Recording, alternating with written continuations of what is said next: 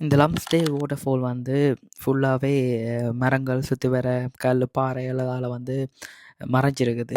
So உள்ளுக்க வந்தால் மட்டும்தான் தெரியும். வெளியிலேருந்து பார்க்க ஒன்றுமே தெரியாது. சும்மா காடு மாதிரி தான் இருக்கும்.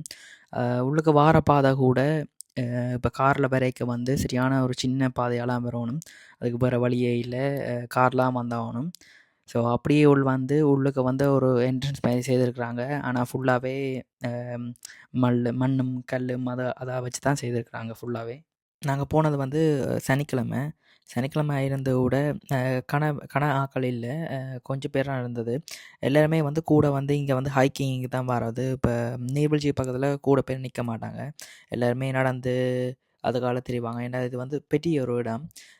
இது வந்து இப்போ நீர்வீழ்ச்சி ஒரு இடத்துல வந்து நீர்வீழ்ச்சி மாரி இருக்கும். அங்கால வந்து அப்படியே தண்ணி ஓடுற மாதிரி, அங்கால வந்து குளம் மாதிரி, சின்ன குளம் மாதிரி, அங்கால கொஞ்சம் தள்ளி போனால் எல்லாம் சின்ன சின்ன வீடுகளோடு இருக்கிறாங்கள. எனக்கு சரியான ஷொக்காக இருந்துச்சு. சரியான என்னென்னு சொல்கிறது, அமைதியான இடம். பக்கத்தில் ஷாப்ஸ் இல்லை, ஒரு சத்தம் இல்லை. அவங்களோட பாட்டுக்கே அவங்களோட லைஃப் போகுது. வித்தியாசமாக இருக்குது. எனக்கு வித்தியாசமாக இருந்துச்சு. எப்படி இந்த இடங்கள்ல இருக்கிறாங்கன்ற மாதிரி.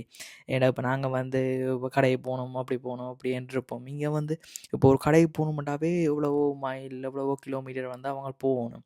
ஒரு சின்ன கடை, ஒரு சின்ன சாமான் வாங்குறதுக்காண்டாவே. ஸோ அப்படியெல்லாம் ஆட்கள் இருக்கிறாங்க.